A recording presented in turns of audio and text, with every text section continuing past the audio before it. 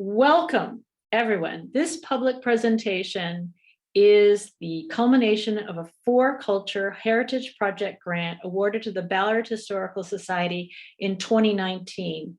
A 2-year project became a 3-year project thanks to the pandemic, but the product is the richer for it. As you can see from our screen, the Ballards Historical Society was formed in 1988, and the oral histories that make this up were part of its own birth. So the oral histories that inspired this project that were collected before the Ballard Centennial in 1989 also led to the founding of Ballards Historical Society, proving the point that history just isn't only in the past, its treasures are still to be uncovered, which is exactly what we have had the opportunity to do. Tonight, you're going to learn the process that was part of creating this incredible resource, a work in progress, I might add, but one that I hope will inspire you to become part of Ballard Historical Society's ongoing efforts.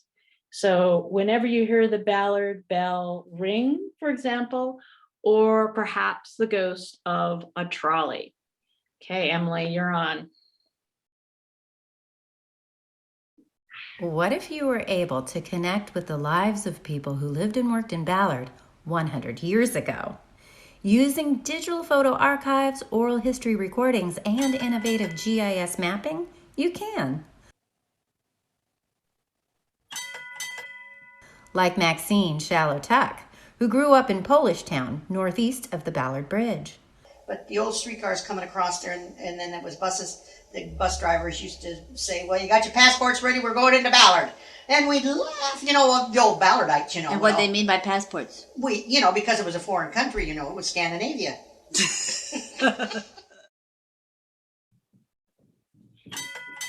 Maxine's father worked for lumber baron, mill owner, and civic leader William Balcom. His mansion featured a $5,000 piano and a special wing to host visiting international musicians. In 1940, Balcom's mill on Salmon Bay burned to the ground. Again. Well, have you ever seen cedar burn?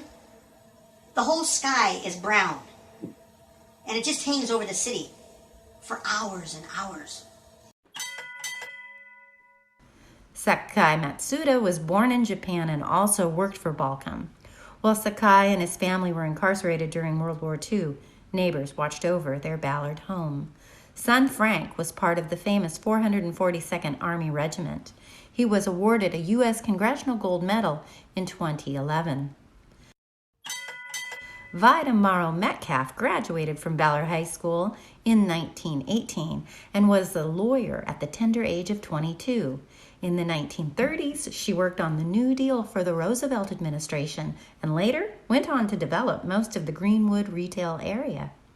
I didn't need an organization to liberate me. I was born liberated. Now you can connect and make your own discoveries. Visit the link below to get started. I want to thank the National Nordic Museum board member, Anna Clausen, who's watching tonight, and also Laura Cooper for her buttering her up an event and convincing her to bring her talents of her co-worker, Zach Sweeten, as well to create that video for us. All right, so Mona says, Emily, I can't start until to stop you do it. Okay. All right. So once Emily stops the screen share, we are, I think over the last couple of years, we've become used to the Zoom meetings, but not to the webinar. So these are some of the resources that went into, actually, Mona, if you go back a second, we were got out of sync. So the first product that was part of a volunteer-led effort was the Passport to Ballard, which was the centennial story. And collecting many of those oral histories led to first Voices of Ballard and then the expanded book, Voices of Ballard and Beyond. And as you can see, it was an oral history project of the Nordic Heritage Museum, as it was then called, Ballard Historical Society, and the Swedish Finn Historical Society. And that was really the birth of the Ballards Historical Society back at that centennial time. So now to the third one. And you got a glimpse from the video of what our project is going to be like, and you're going to be seeing how it was made.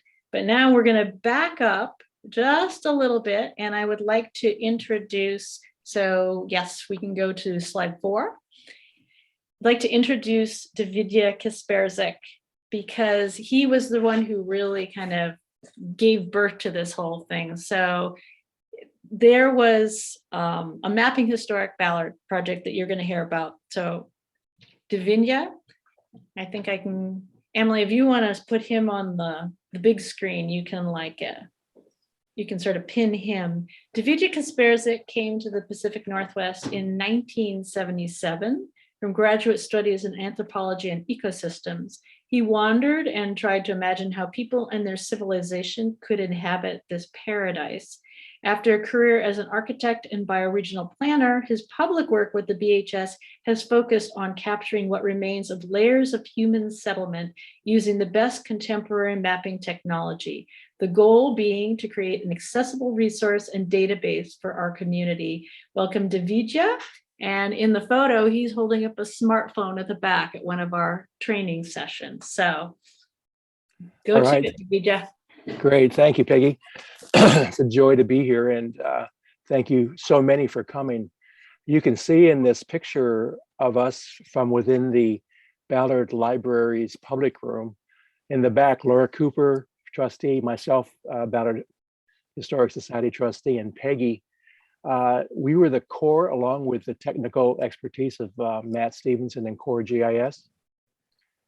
And this was a training we did, which I think picked up on some roots in Ballard's recent history. The neighborhood planning effort of 91, 93 was an incredible citizen-based planning effort to come up with strategies for improving the open space and recreation qualities of the community. And we had over 1,000 people involved in that. So when the city and the population reality, our boom of the 19, basically since post World War II, it's been continuous. So the growth management properties in Washington State were really elevated in the 1990s.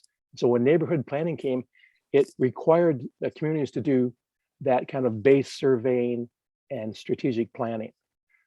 One of the things that I think we got a little bit shorted on in Seattle's current zoning and demographic boom is that we didn't do that for planning.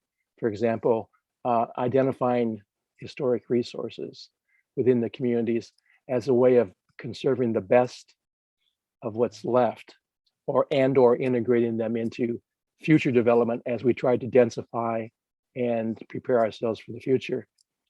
What Peggy has done here, after we three, Laura, Peggy, and I, kind of led that mapping historic Ballard process, is to personalize and bring forward the narratives that she just described. And that's really Peggy's forte. And I'd like to compliment her, exalt her for being that journalist, storyteller, and educator that has really driven this project, and really proud of our relationship with the Ballard Historic Society. So back to this image that you're seeing. This was a training that Matt Stevenson did, and you can see this is a crowdsourced survey where we're trying to do as a nonprofit what the city could have done, and most planners, I'm a planner, architect, said should be done as you plan for the future. And so we picked up the ball. We worked with the city. The city was very gracious in giving us a Seattle Department of Neighborhoods small and maximum grant. And we, together with private funding and a lot of in-kind services and personal funding, we were able to put together an incredible project. We had over 100 volunteers who used smartphone technology and some great software that Matt Stevenson educated us as to existed and how to use it. And over the course of 3 to 6 months in 2016, we went out multiple times, walked the streets, and we surveyed over 7,800 buildings. You ready for the next slide to show off what we did? Sure, Yeah. sure. And so every night, this data, as it was being collected, was being brought forward, and we had different types of analysis we wanted to do. And what you're seeing here in the green and red is the green and red blocks are, the red are the select 150 buildings. We ended up with 160. We couldn't help ourselves. They were just, these were the select buildings that we thought were exemplary to the community and also showed various class and building typology differences of value in our community. We tried to very hard to balance, you can see, balance the community out. It's not a star architecture kind of tour.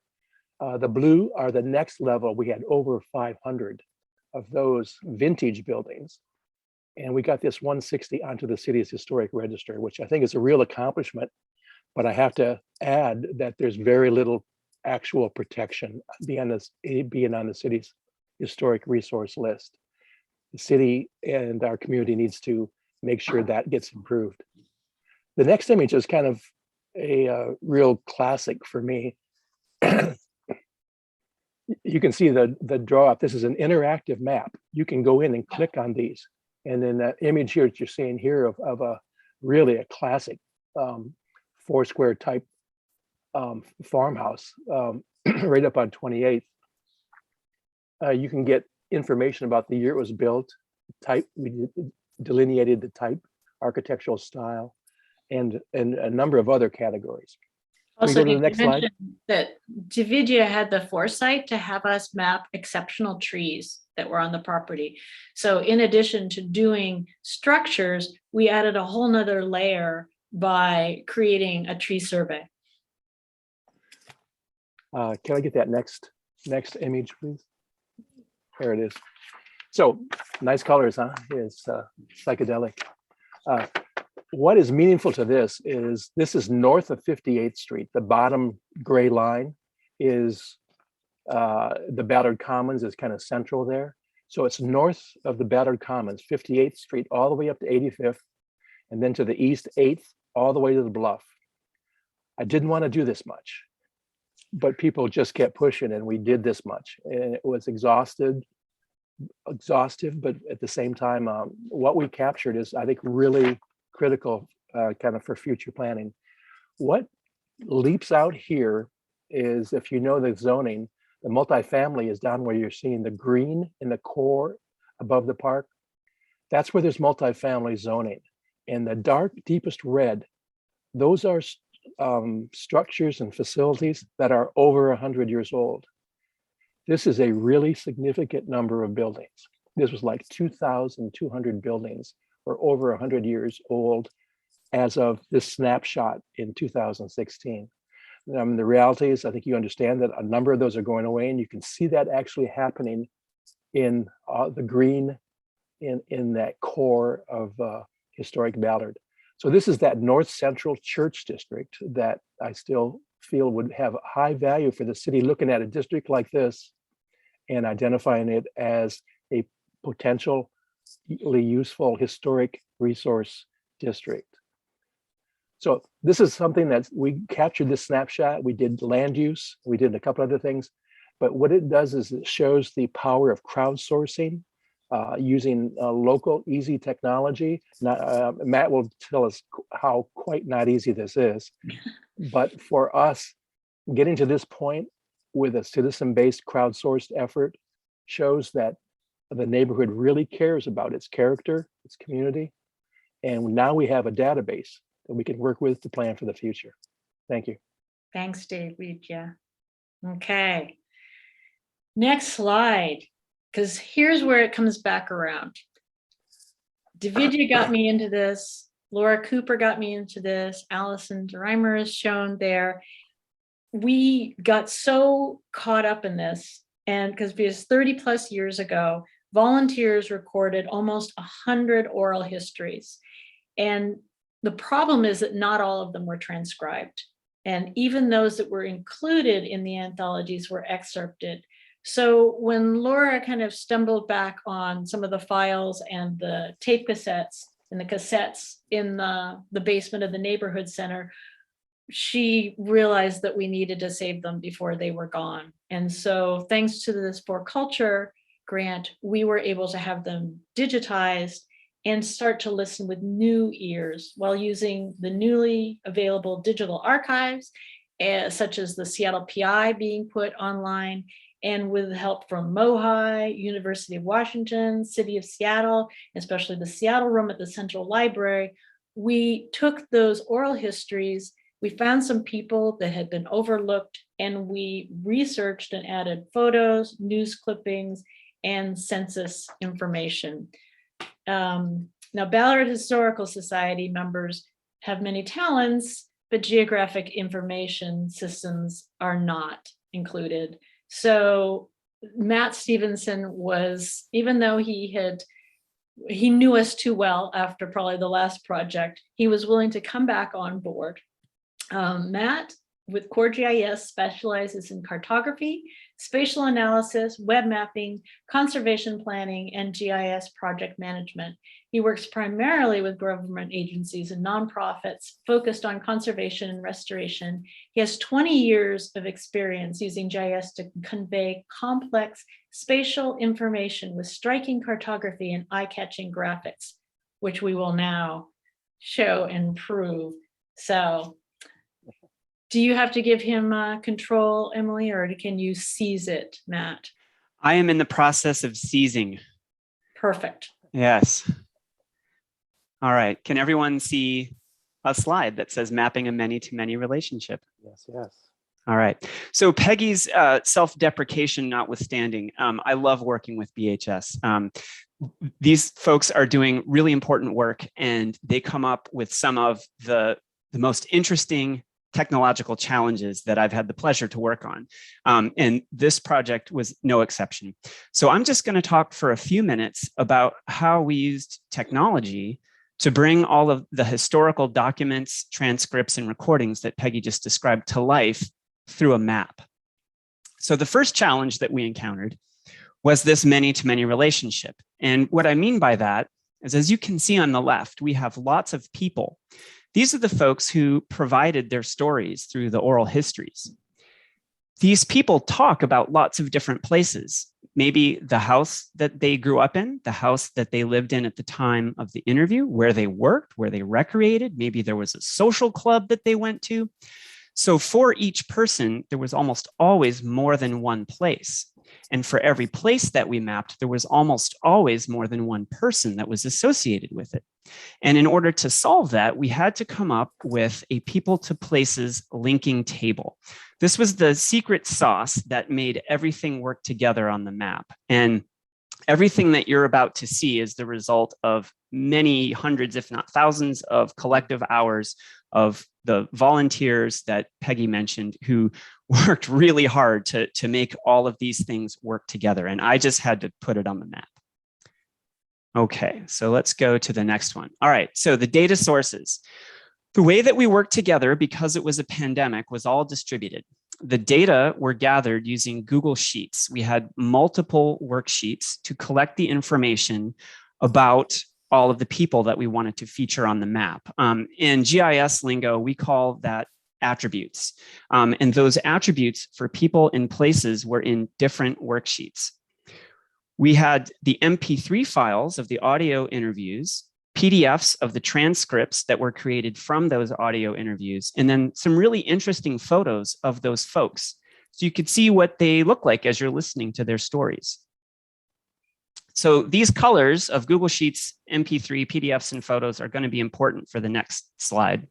And this one will also be important because we had all of that information, and then we had to use a bunch of different technologies to get that information to display properly. So we used a computer coding language called Python to translate the information stored in Google Sheets to mappable XY coordinates. And the map itself is powered by Mapbox. They have a couple of different products that we used. The first of these was Mapbox Studio. That provided the base map, or sort of the catcher's mitt, for all of the information we were throwing at the map. And we were able to configure the way that information was being displayed using the Mapbox API called GLJS. And if any of you are technical people who want to dive deeper into this with me, I'd be happy to follow up with you after tonight's presentation. We had to bring in yet another bit of coding expertise from my collaborator, Eldon Goldenberg, called jQuery, to enable multiple people to appear in a single pop-up at one of the places.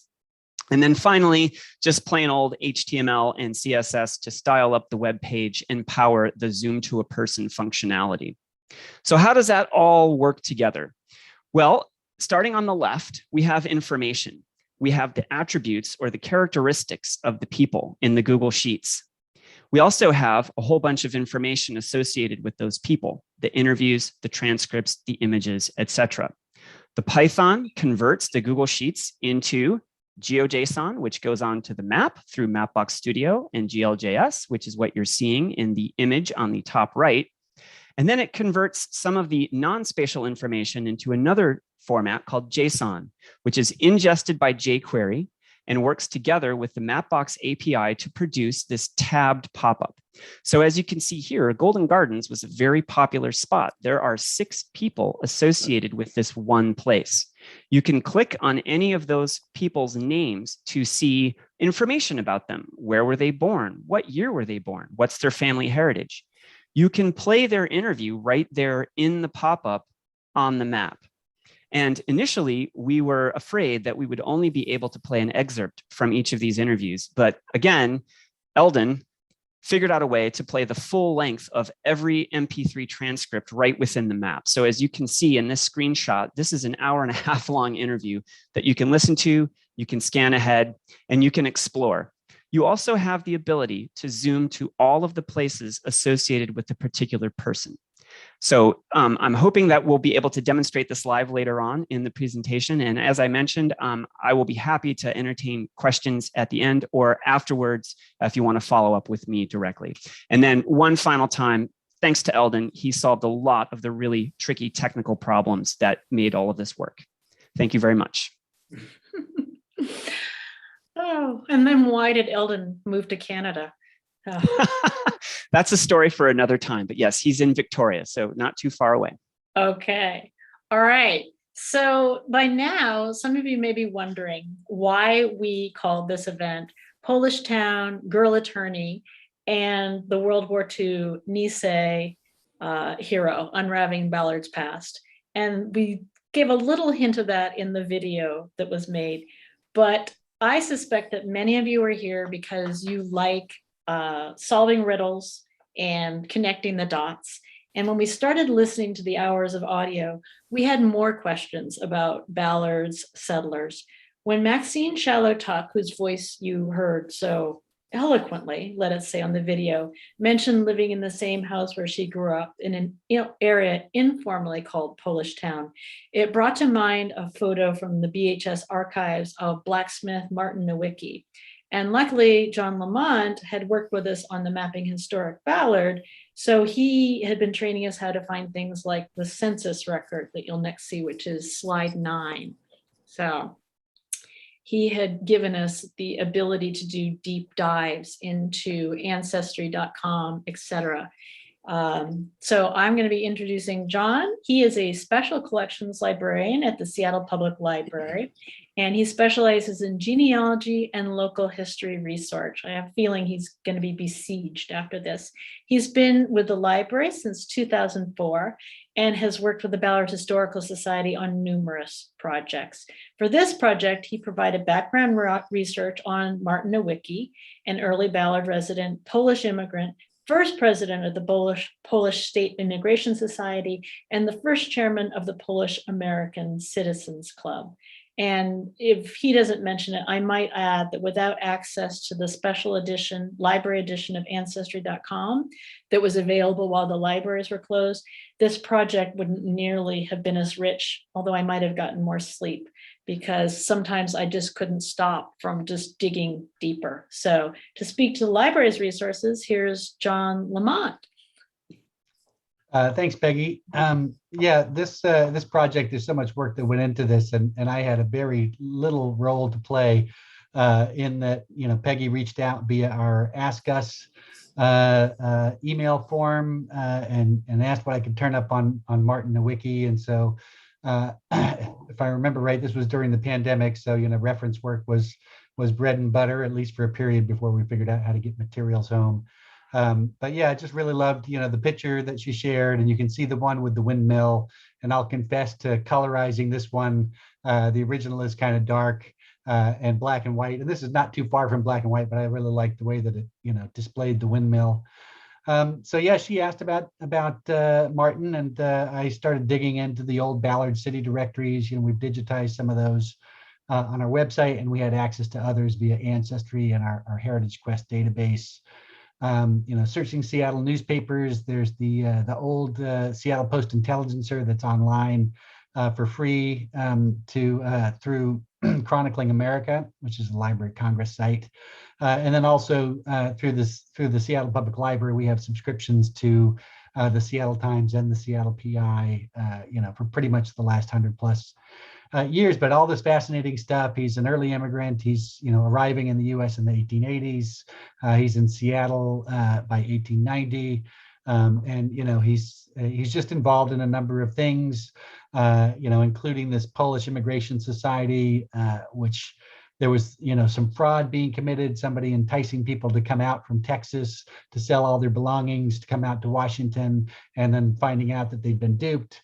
So they started this group so that they could actively recruit people to come and have an honest interaction. You can see the Sanborn map, little illustration here on the bottom left of this slide, and at the very bottom it says windmill on house or on shed or something like that. So I thought that was great, just showing how these maps can kind of coincide with and affirm that you're looking at the right place. There's this in the early directories. I think this is an 1891 Ballard directory. There's a St. Casimir Polish Catholic Church, Sunday services at 10:30 a.m. And I didn't see an address on there, which I thought was kind of strange. So I went looking in the newspapers, and it says meets occasionally at Salmon Bay Park. And you don't see this from this slide, but Martin Nowicki's house was a block from Salmon Bay Park. So, my guess is he was somewhat involved in that organization and probably attended some of the services. The other photo here is the Polish Hall in Ballard, which Nowicki was also a member of. If you want to switch to the next slide. This just to point out, this is our website, Seattle Public Library, along the top. If you want to find the resources, the databases that we have, you can do it under online resources. You just click through on that and look for genealogy or Seattle culture and history. Genealogy is going to take you to the databases like the Seattle PI, the Seattle Times, Heritage Quest, Family Search, Ancestry, Library Edition. Peggy mentioned that had been available remotely during the pandemic. That ended at the end of last year. So you have to come into the library to use those. You'll also see up at the top of this page is an Ask Us link that takes you to the form. If you've got questions for genealogy and special collections, use that form and use the email option. You can try doing chat, but they're going to do a lot of back and forth, and they're not going to really know what resources we have that can answer your question. So use the email option is the best, and just provide whatever details you have and what you're looking for, and we can reply. We're also doing appointments. Peggy's brought up the slide here. We've got Seattle room appointments. So if you're not aware, the Seattle room is now open Wednesdays and Thursdays from 1 to 5 by appointment only. So if you need resources that are only available in our Seattle collection, you can come in. You just need to go through this process. We'll correspond with you via email just to see if there's anything that we can help prepare for you or answer some questions that mean you don't have to come in. We'll schedule it, confirm it, and see you when you get there. And then genealogy appointments, we also have those. That's really more about the family history, whether it's your personal genealogy or whether it's an individual you're researching in the context of local history. The genealogy appointments are virtual, so we're doing those online, and you'd meet with me or my colleague Mahina Oshie. We're the two genealogy librarians. So if you come in on the genealogy appointments, you'll probably get us. If you go into the Seattle room appointments, you'll probably get one of our other colleagues. Thank you, John. Yeah. Okay. Oh, I also wanted to mention, I missed it on the last slide, Peggy, that the one before that, the bottom half of the screen is our special collections online. So that's where you get to if you go to online resources, Seattle Culture and History. And that's basically all of our homegrown databases. So we've digitized a number of local periodicals, most of our historical photographs, many atlases and maps, and things like that. So check it out. That's it for me. Thank you.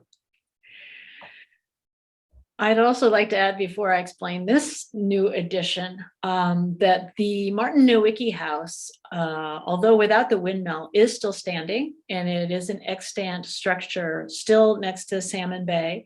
And because John's slide was a little small on that, it turns out that Martin Nowicki also, for opening of Polish American clubs, etc., was known to play some instrument. He was part of a band as well.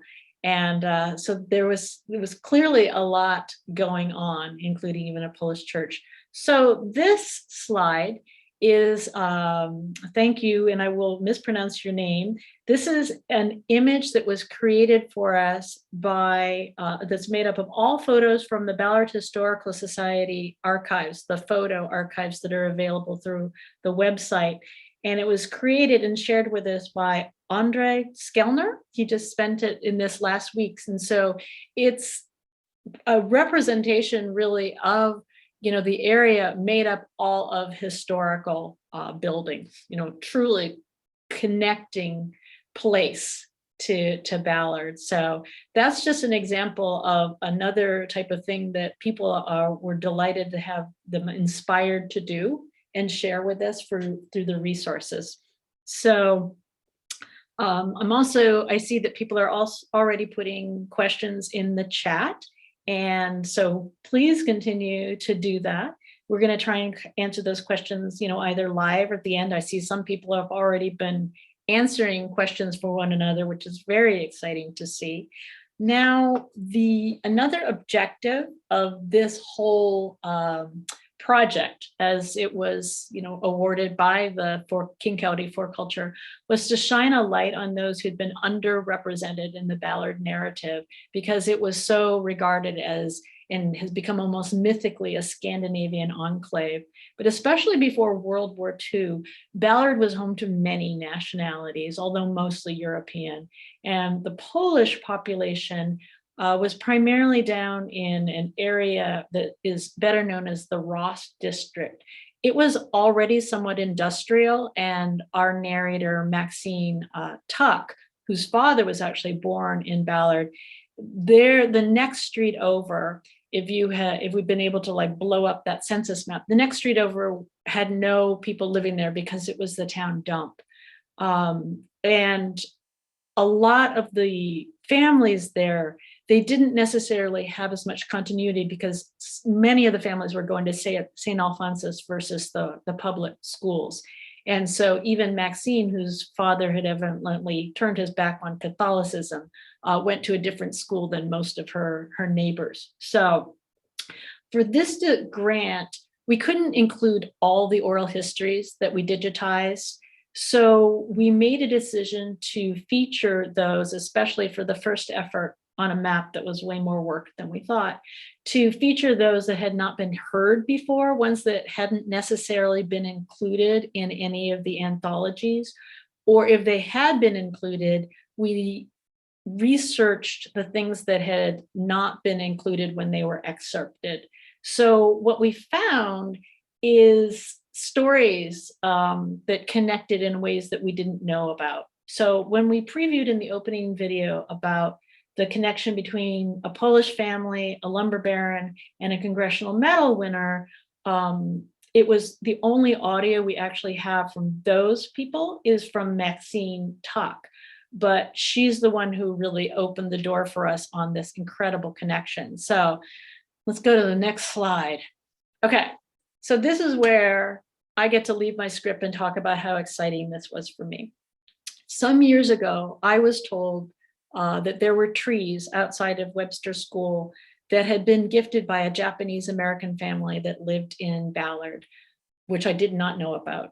And I learned about this because the same house where this Japanese American family was and were able to own their home before World War II is still there and also happens to have a Japanese American family living there. So a wonderful UW historian told me about this so I became very fascinated learning about the Matsudas. And what I learned is that the Matsudas came here because the father, Sakaya Matsuda, was a gardener for Balcom.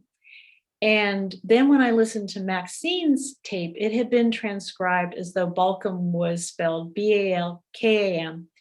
And listening more, I finally realized that she was talking about what I thought was Balcom, who owned the Balcom Canal lumber mill.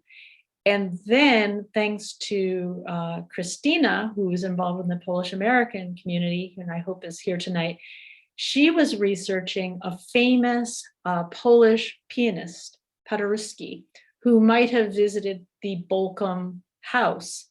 And all these light bulbs started to go off where we found out that Balcom owned almost all the land. Let's go to advance one here. Balcom owned almost all the property up between 80th and 85th on 32nd Northwest. And he had this strangely named home, Mossy Face Lodge, which I want to hope is just, one part of it. And he and his wife, his second wife was Catherine Larson. So he'd married into a local Ballard family for his second wife, were in practically every Seattle PI issue once it got put out. And he was evidently a wild man who was known for his cigars, his drinking, his golf courses, and leading Sousa marches and entertaining musicians in his home. Okay, next slide, we'll see how elegant his wife was. So that whole stretch along there are many other homes there now, but that was all pretty much the Balcom property. And he's pictured there with his wife, Catherine Larson, which Laura and I have examined and blown up in detail just to look at her purse. So next slide. Unfortunately, Catherine died in 1934, and the following year, there was a huge fire.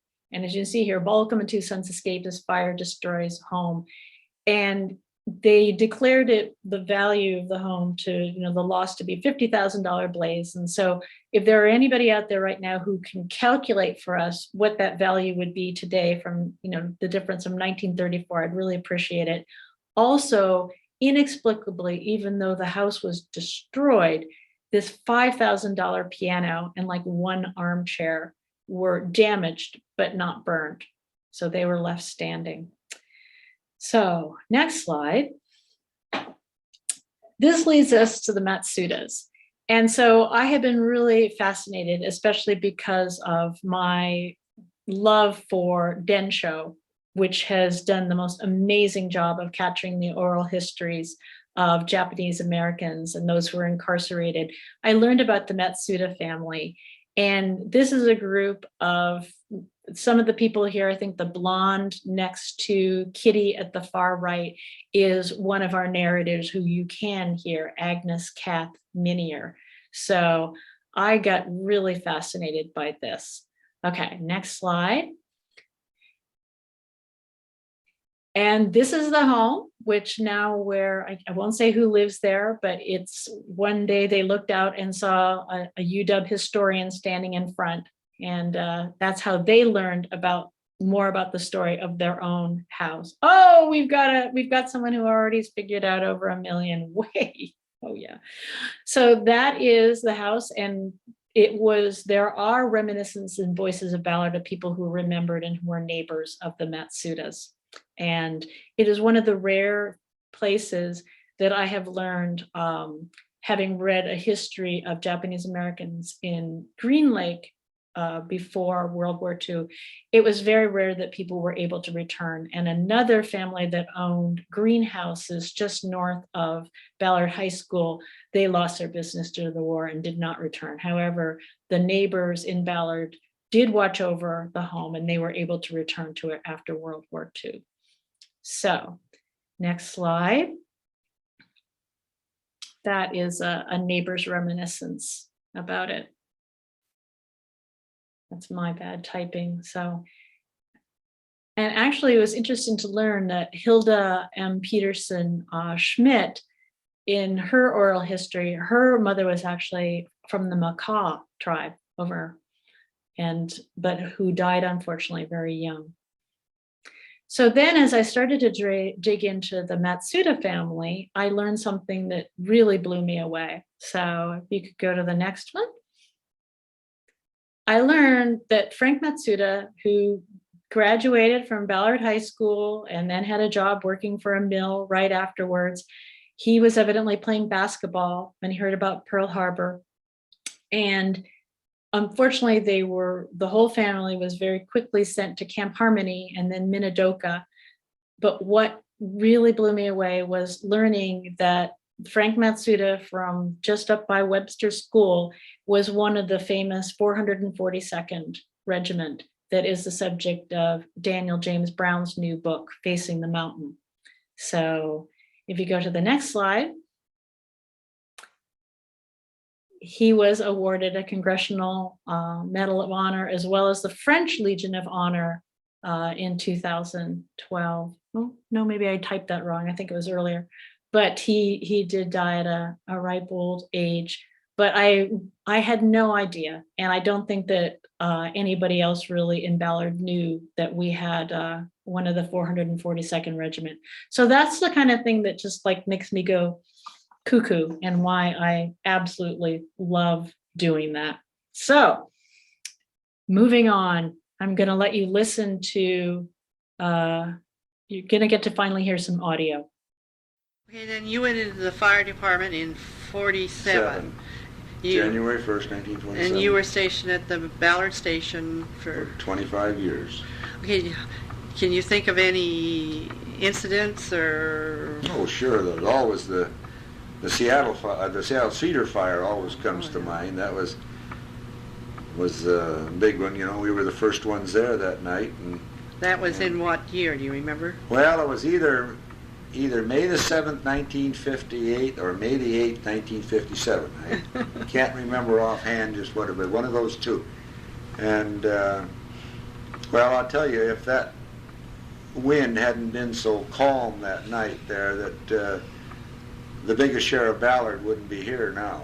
I mean, because it was, when it blew, it just blew everything there, you know. And we're just lucky that we had enough guys there that could, well, the chief told them, he says, you guys set up a line right here, he says, and you don't move, you stay there no matter what, till that fire is held back. And the guys did, they stayed right there with those hoses going. Cliff's got scars on his legs from the water boiling around him. Well, I know we lost that night, we lost an awful lot of hose because the buildings collapsed on the darn thing before we could even get them out. We lost on our rig, we lost a big ladder that we didn't have a chance to even get it out of there. We tried to get a hold of it and grab it and take off with it, but the fire was going so fast that... Yeah, you were lucky you didn't lose any lives. Yeah, that's right. We were darn lucky that we didn't lose any lives because, well, a lot of us now were trapped out on the outside end of that dock for hours. Our poor old Chief Martin there, he thought that he'd lost half of his crew because he didn't have any contact with us out on the end there, but finally about 3 o'clock in the morning we got through and to the outside, the street side of the mill, and told him that everything was okay, that everybody was fine, and I think he lost about 10 years of his life that night because he was a nervous wreck figure and he'd lost his whole crew out there. So I just wanted to share a few more things before we learn about another person who was here with us. This is a photo that was shared with me by a family, the Completa family. And when they first came from Yugoslavia, they lived down right across where Ray's Boathouse is now. And then, as was often the case, once they'd established themselves, they moved up the hill. So this is their own photo where they've marked in. And this is a photo of the full Completa family. Their 50th wedding anniversary was written up. One of the sons, Lou Completa, I believe, is over to the far left, and they did an oral history, but they have never had the chance to hear it. They knew it had been recorded and they just thought it was long forgotten. So it had never been transcribed or heard before. And unfortunately, Lou Completa died just a few months ago. And so I'm so sorry that he was not able to hear his father's transcription. But his sons are able to hear it now, although they haven't yet. So they will soon be able to listen to the audio of the Completa family as it was recorded back in 1988. So that one is one that you can listen to. The next slide this is a photo that is from the Mohai collection, and it features one of the people sitting on the couch, who's in the middle to the right, is Izetta Spearman Hatcher, and her family moved here in the late 1800s, and until I think as recently as about 5 years ago, there were still houses owned by the Spearman family. There were 4 children, and all of them, oh yes, Adrian recognized Zetta. Izetta went to Ballard High School, as did her 3 siblings, and all of them went on to become outstanding in their field. In terms of her sister Florice was one of the first African-American administrative people working at Boeing. Izetta was a nurse. Her brother was a graduate from the engineering school, her younger sister. And then in an interesting twist, Izetta's daughter, she was married to someone who was in the military. They were stationed in Germany.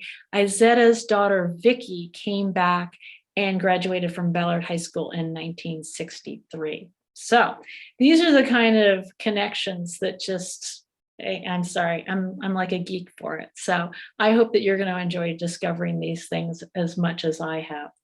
So one more share, and then I'll let Mary Shealy have her say.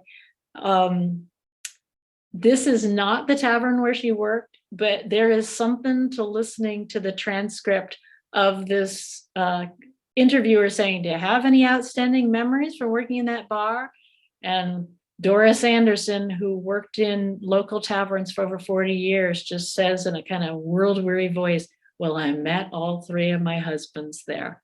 So sometimes you have to listen to a lot of hours of tape to get the jewels, but I assure you they are there. Okay, so next I'm going to introduce Mary Shealy, who is going to tell you a little bit more about one of our other discoveries. Mary lives in a historic home in Ballard and has seen the BHS through many successful endeavors, including the award of this for culture grant money. And she's been a member of the society since last century and been a RE/MAX listing agent for 18 years.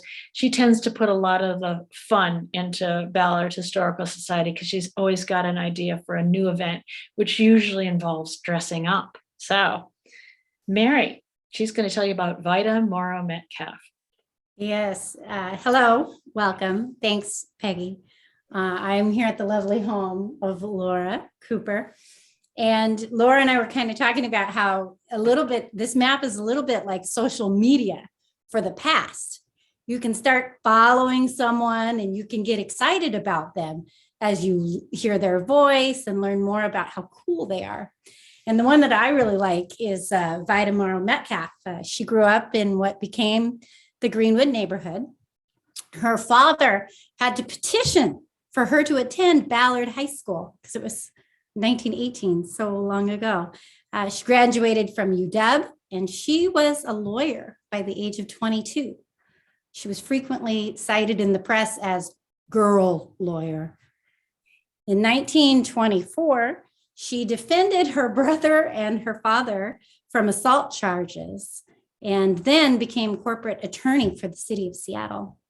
She was described by the PI, the Seattle PI, as well known as a sportswoman as she was an attorney. So she went to DC as special assistant to the Attorney General of the United States, working on Roosevelt's New Deal. Also, she was in charge of her father's properties and helped develop the Greenwood retail core, as you heard a little bit about in the video.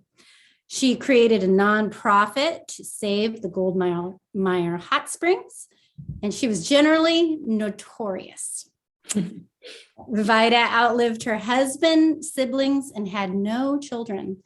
And there wasn't even an obituary when she died. So now we know all about Vita and we can learn more. So during work on this project, taking the intersection of people and places to a new level, BHS had another opportunity. We were asked to do a new Images of America book on Ballard. The book, Preserving Ballard, has a publication date of April 18th. And the effort was heroically led by Laura Cooper. Thank you. You're welcome. Shocking. So this project overlapped with the For Culture grant in that we found new images for the map.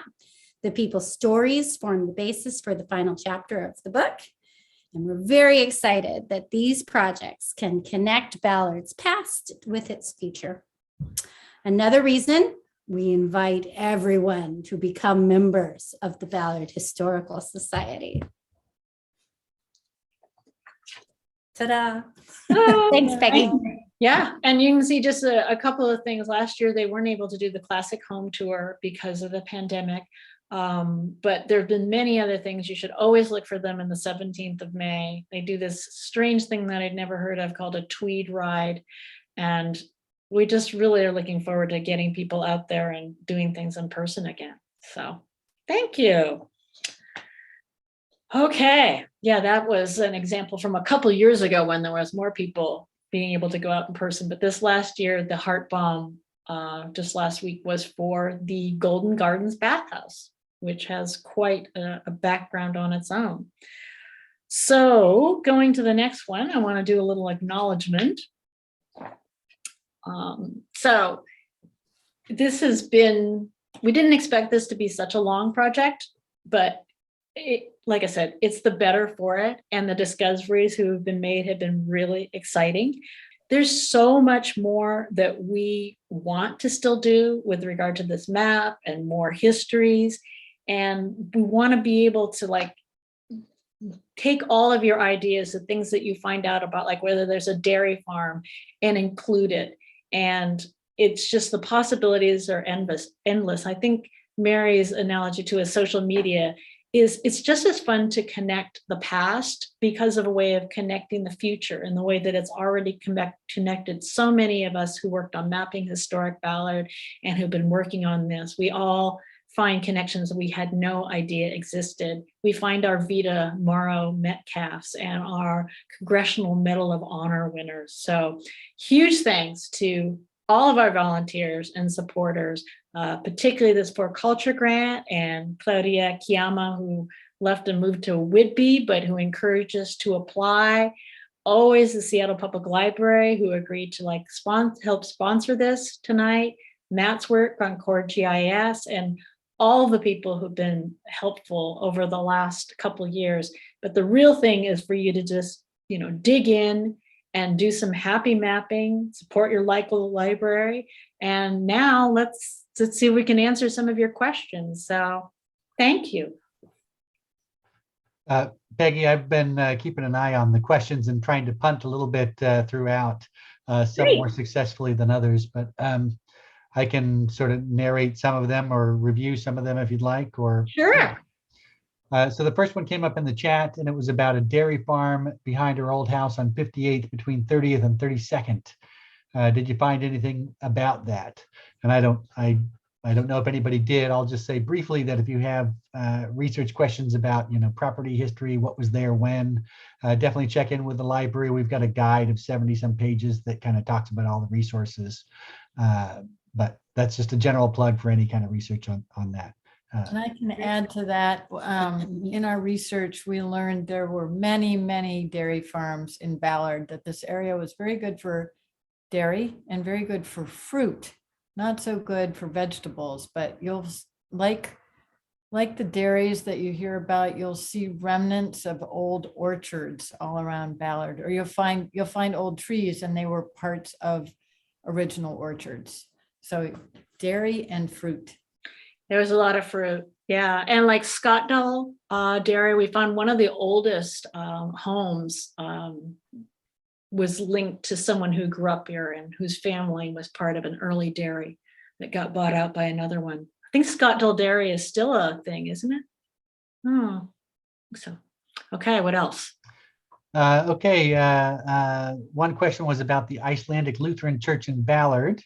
Someone's writing an article for a newsletter that goes out from North Dakota for Western Icelanders, and they were just looking for places to research. I gave a little bit of a reply about checking this project and the previous project in case anything had come up from those, and then also, of course, contacting the library because we'd be happy to dive into it and see what we can find out. Anything turn up for you in this project, or resources of at the society?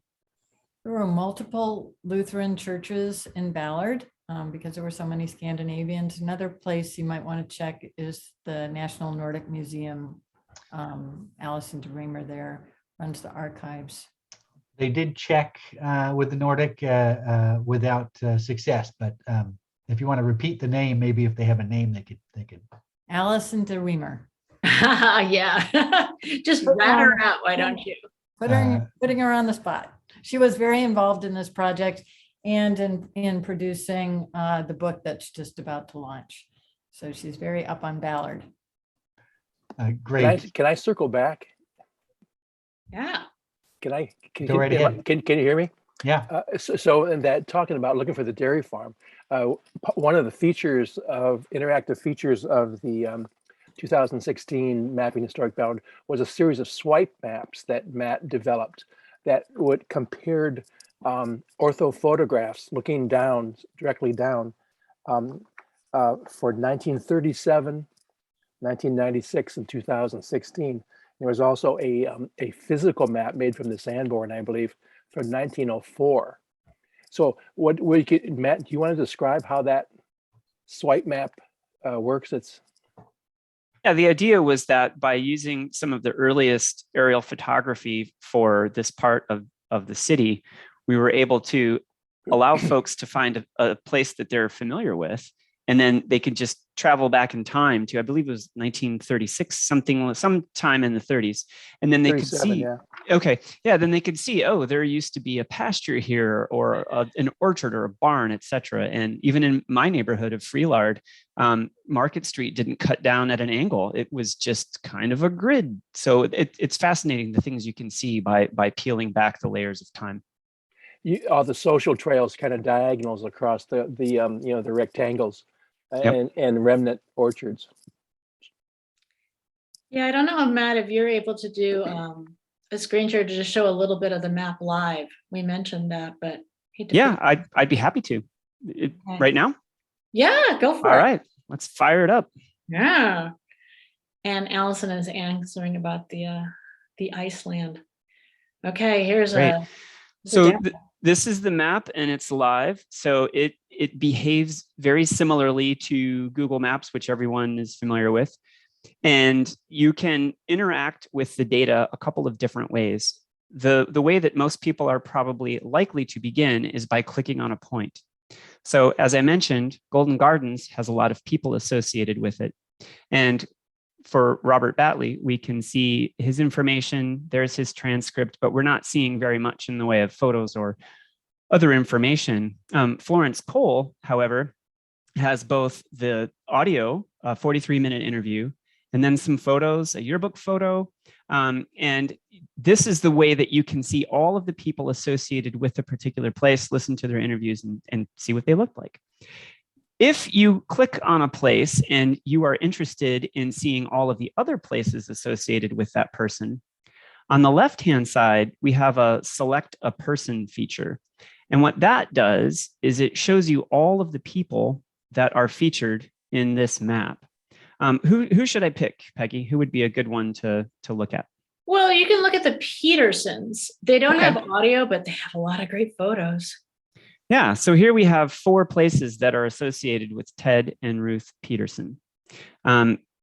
You're going to see the same information for Ted and Ruth Peterson at these 4 different locations, but what you'll see is that they have an association with the Ballard Bell, and you can see pictures of them swimming.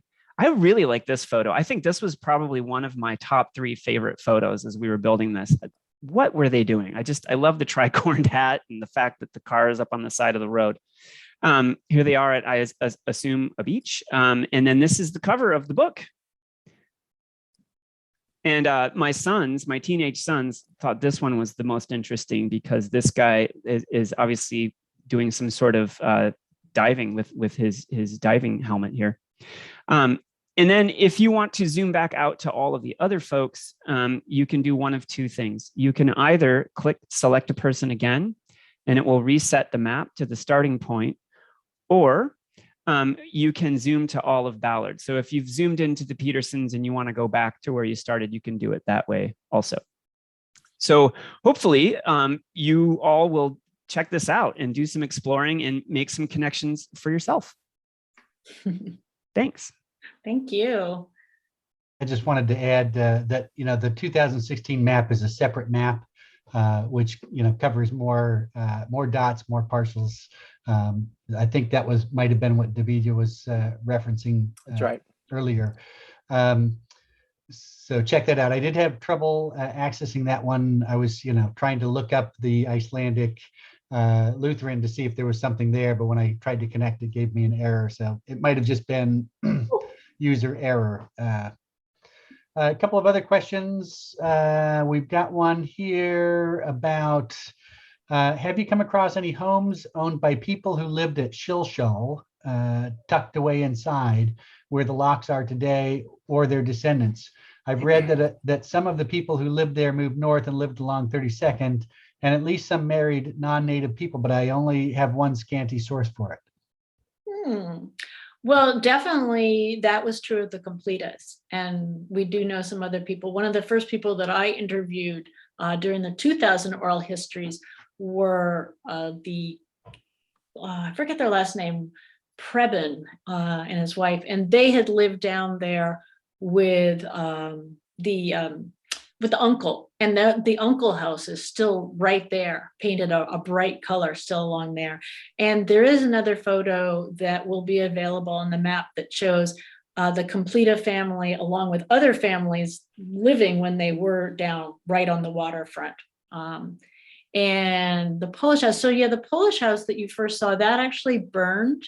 The first Polish American club, which you saw, was in Ballard on 62nd Street, I believe it was. And unfortunately it burned in, I think, 1934. And so then the Polish American Club was located downtown. Yeah. Now it's up on 18th, right? 18th, yeah, Mm-hmm. Madison Park, off Madison. Mm-hmm. If you were talking about the Shilshole Native Americans versus the people living on Shilshole. Ah, yes. Yes, I have. We did the research for the book, and basically the information that you just imparted is also what we learned. There's not much information because the Shilshole branch of the Duwamish was very diminished by the time people started recording history. Euro-Americans started recording history here. We know that some of the families intermarried and lived in this north area. I'm in Northwest Ballard right now, and that's why I was pointing sort of up in this direction in the Northwest Ballard region, and there are descendants of those families still in Ballard. There's a good, there's some good references, and there's a woman named Jennifer Ott at HistoryLink who has researched the local branch of the Duwamish tribe in Ballard. And so if you look at HistoryLink, you could probably find some more listed there.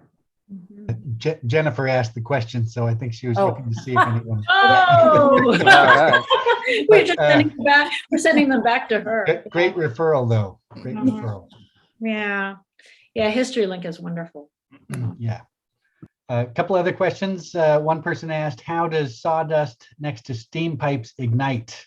And why didn't that happen earlier? Well, there are tons of fires. And so if you look, like there was one, if you listen to the Robert Batley audio, his family was part of the aptly named Phoenix Mill.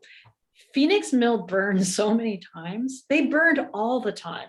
Like the Balcom Mill, it burned completely 10 acres worth in 1940, but it had burned several times. Sometimes it was arson, sometimes it was quite a hazard, and there were many, many fires. It just so happened that one in 1958, the Seattle Cedar Fire, was as big as what was called, the Great Fire of Seattle. It was the first largest one since then. So, but yeah, I think they burned all the time, unfortunately. Looks like we've got a few more that have popped up while we were chatting. First one is in the chat. If we know of stories of our own Ballard homes, who do we contact? Or I'll take that. Great question.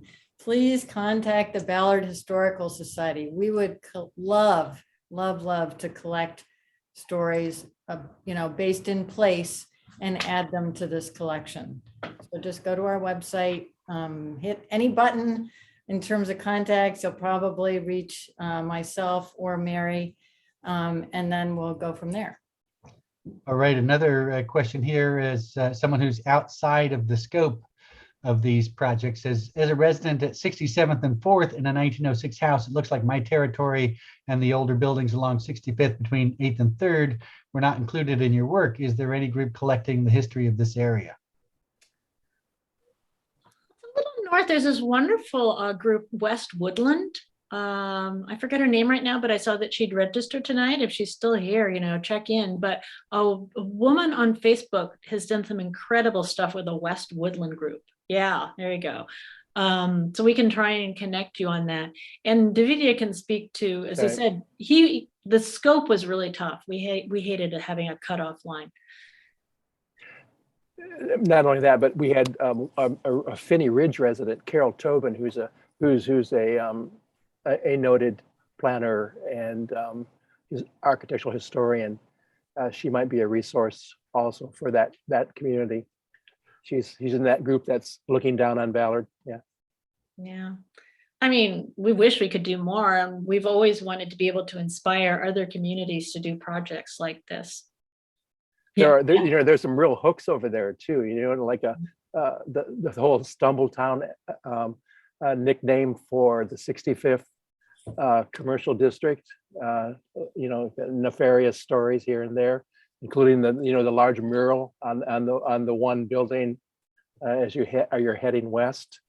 So there are places that really have stories that want to be told, and people got to figure out where the sources are, and is anybody who remembers. Yeah. We'd love to be more of a source. We just need more volunteers because, some of us are a little bit tired.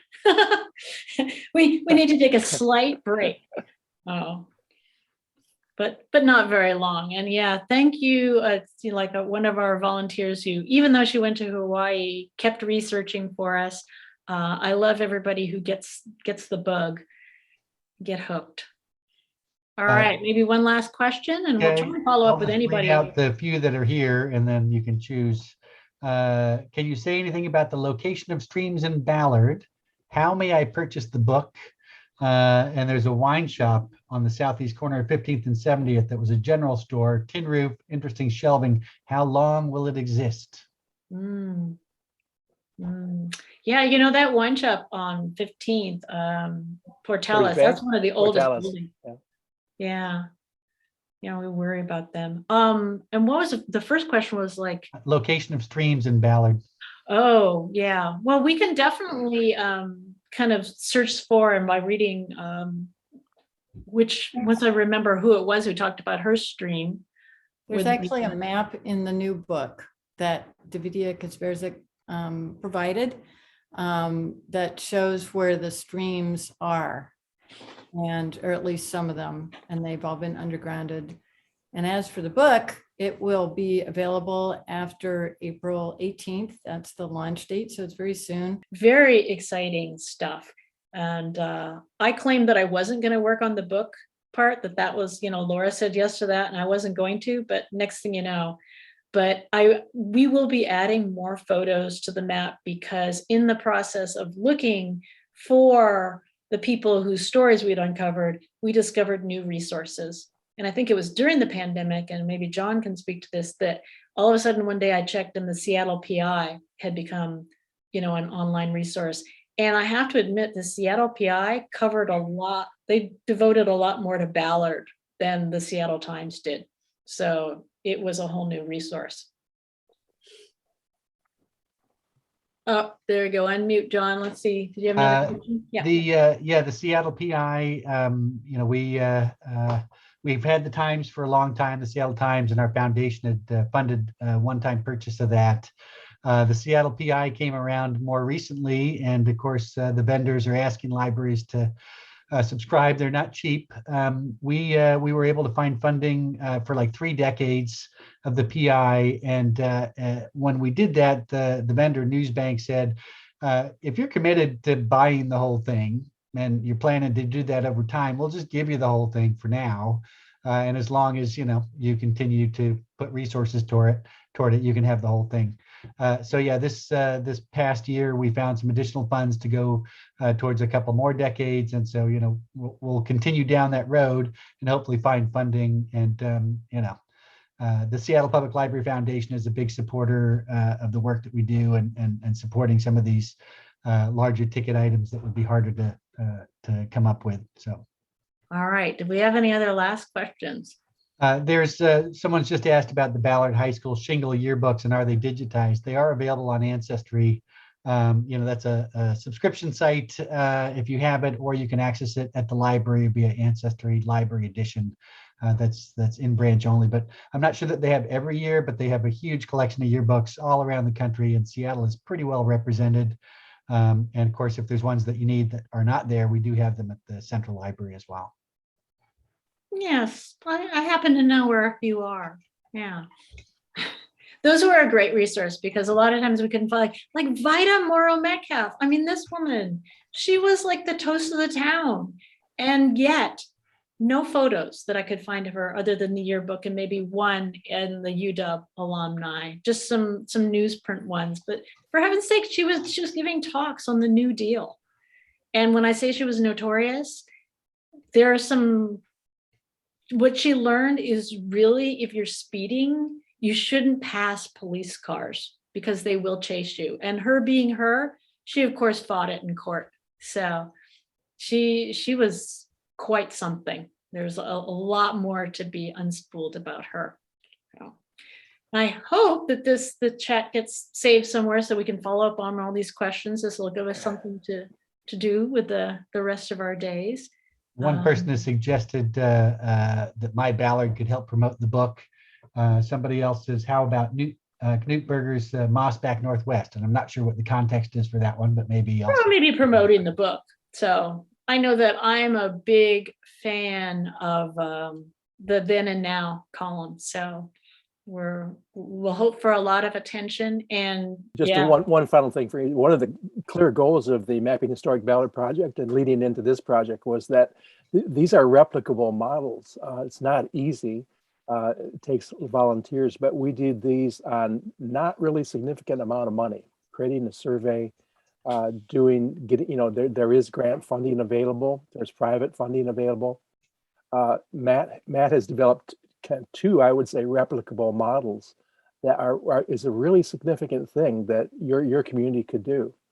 If you can get the gumption to pull it together and think it through, it's really an amazing database to have. You think about this going forward, or all these files that could be created for people to put their family knowledge, their neighborhood knowledge into these files for the future.